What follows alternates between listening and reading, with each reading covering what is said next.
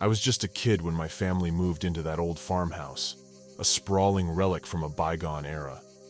The place had character, but it also had an eerie vibe that clung to it like cobwebs in a forgotten attic. It wasn't your typical suburban home. It was a massive structure, surrounded by fields that stretched as far as the eye could see. It had been in our family for generations. I remember the creepy stories that my two older cousins used to tell me fascinated and spooked me at the same time. They said some of them are as old as the house itself. To this day, I don't know whether they just wanted to scare me or heard these stories from the former generations living there. The house had a life of its own, creaking and groaning in the night as if it held secrets within its time-worn walls. My parents brushed off the strange sounds as quirks of an old house, but as a child, my imagination often got the best of me. I couldn't help but feel like there was something else, something lurking in the shadows. One evening, when my parents had gone into town for groceries, I found myself alone in the house. I was just 10 years old, and the prospect of having the entire house to myself was both thrilling and terrifying.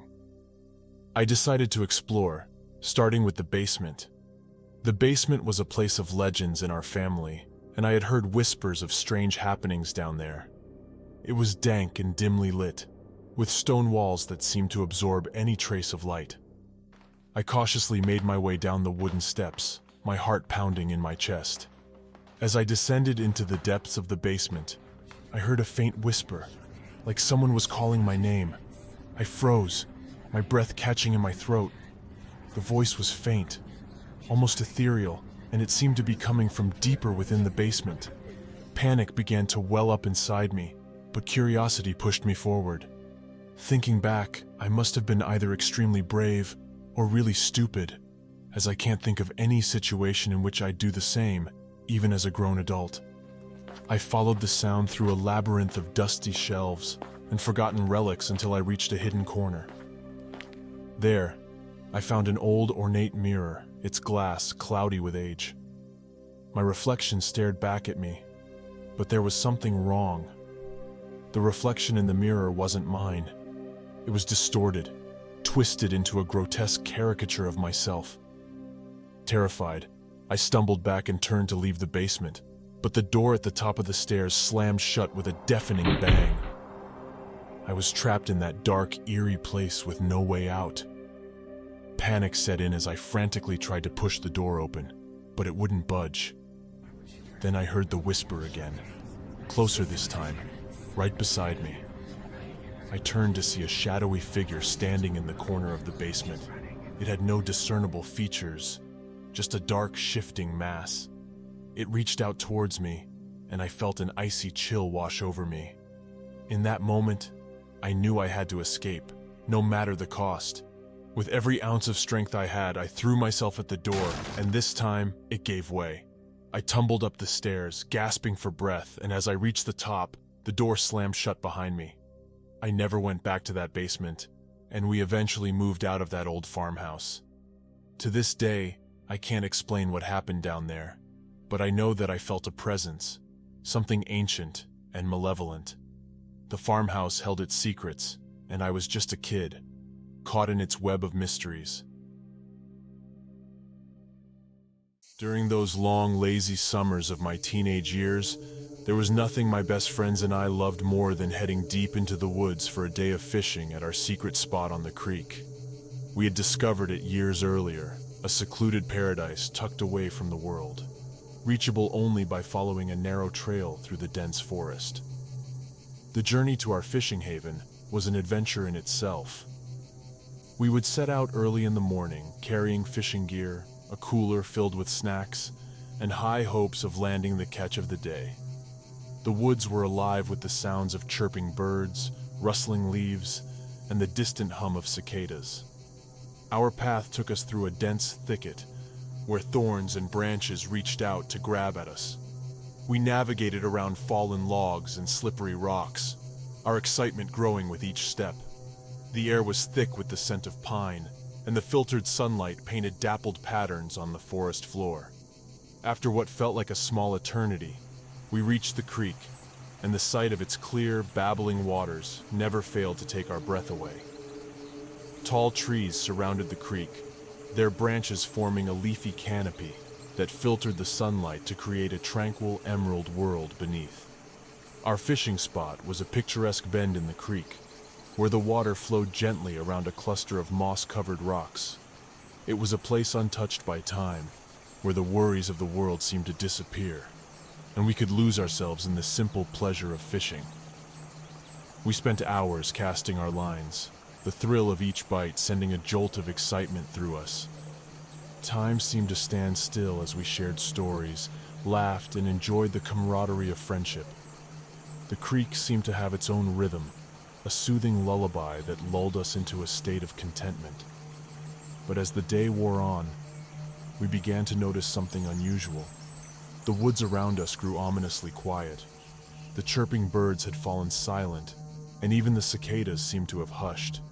It was as if the entire forest was holding its breath. A sense of unease settled over us, like a shadow passing over the sun. We exchanged nervous glances but tried to dismiss our growing apprehension. Maybe it was just a coincidence, we reasoned. But deep down, we couldn't shake the feeling that something was wrong. As the hours passed, the silence weighed on us like an invisible presence. A chilling change took hold of the environment. It began with a whisper, so faint it was almost imperceptible. A voice, distant and quivering, calling out for help. "I need help," the voice echoed, barely more than a whisper on the wind. We froze, exchanging bewildered glances. It was impossible. We were deep in the woods, miles from civilization, and we had seen no one else all day. The voice couldn't be real. It had to be some trick of the woods, a distortion of sound, or perhaps a figment of our imagination. But then it came again, stronger this time, carrying with it a chilling sense of urgency. "I can see you," it called out, plaintive and desperate. Panic surged through us. We scanned the trees, searching for the source of the voice, but the dense foliage made it impossible to see more than a few feet ahead. The voice seemed to come from all directions, echoing through the trees, disorienting us. "Why don't you come to me?" it pleaded, each word laced with a haunting, almost seductive quality. We exchanged frightened glances, our instincts torn between wanting to help and an overwhelming sense of dread. Who could be out here in the middle of nowhere? How could they have found us? The voice persisted, repeating its eerie refrain over and over, growing louder and more insistent with each iteration. "I need help. I can see you. Why don't you come to me?"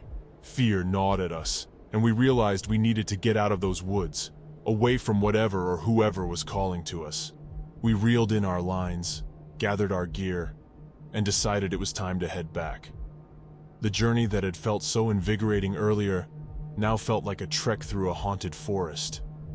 We quickened our pace, stumbling over roots and rocks, the voice still echoing behind us, taunting and unsettling. We retraced our steps, the narrow trail seeming longer and more treacherous than before. Every rustle of leaves and snap of a twig sent our hearts racing.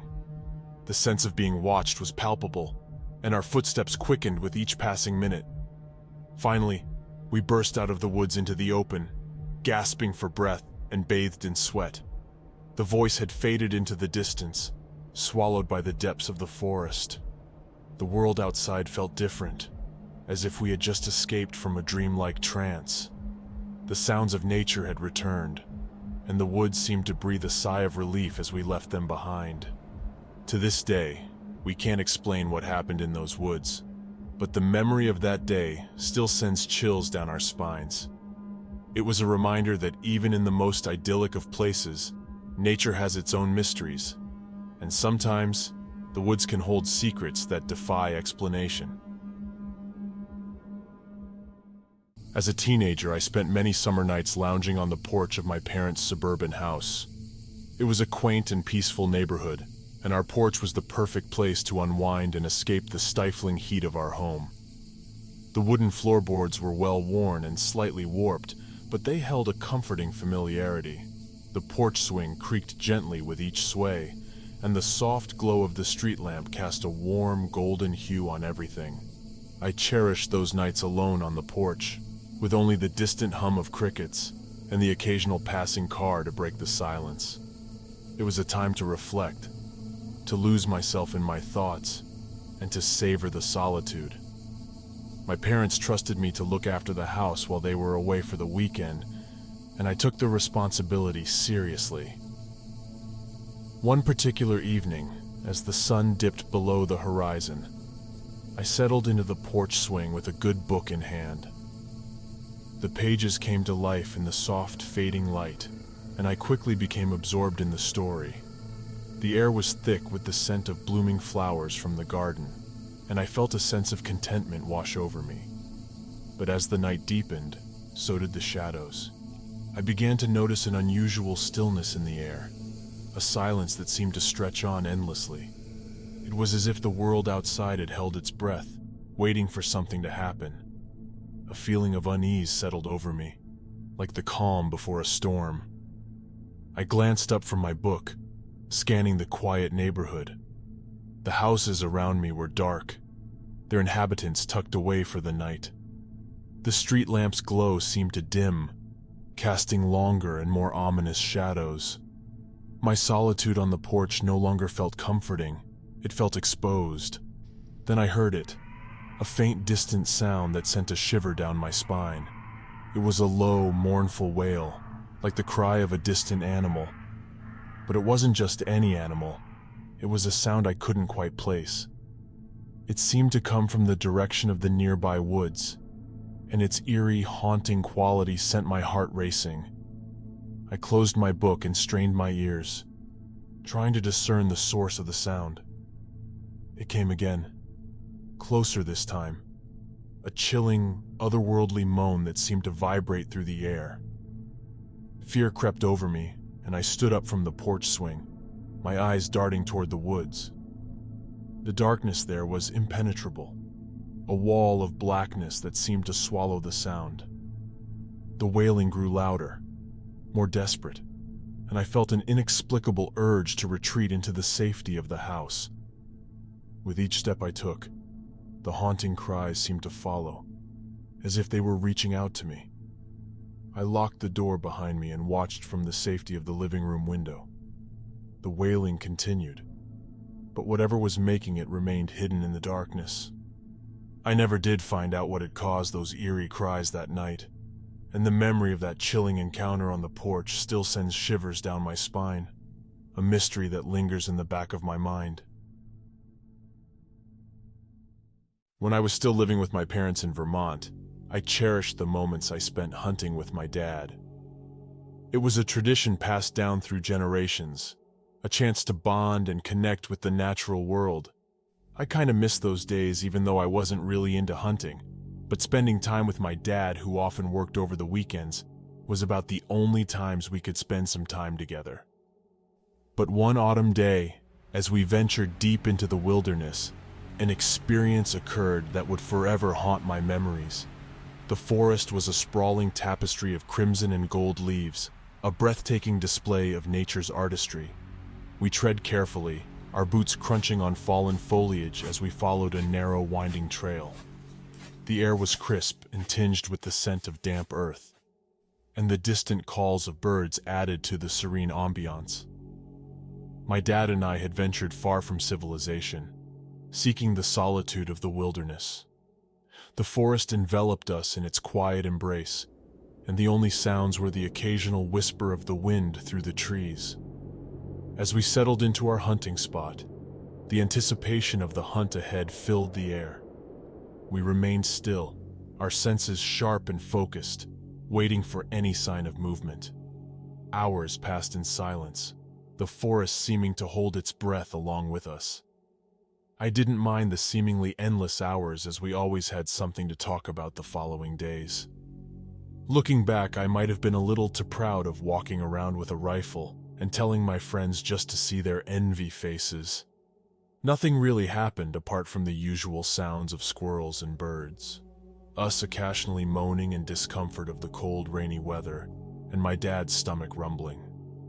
But then, in the distance, a sound pierced the stillness. It was a noise unlike any we had ever heard in the woods, a strange call that sent a shiver down our spines. It was a mournful, haunting cry that seemed to echo through the trees. My dad and I exchanged bewildered glances, our senses heightened. The sound grew closer, and an unsettling feeling settled over us. It was as if the forest itself had come alive, and we were intruders in an unknown world. The source of the sound remained hidden, concealed by the dense underbrush. But it drew nearer, the calls becoming more urgent and desperate. It was a cacophony of otherworldly voices, like a chorus of unearthly creatures. We strained our eyes, scanning the woods for any sign of movement. The cries seemed to come from all directions, surrounding us, disorienting us. Fear gnawed at the edges of our courage as the unseen presence closed in. Then, just as suddenly as it had begun, the mysterious cacophony faded away, swallowed by the forest's depths. My dad and I were left in stunned silence, our rifles hanging uselessly at our sides. We never did uncover the source of those mysterious, otherworldly cries that day. The woods held on to their secrets, leaving us with a sense of unease that would linger long after we had left.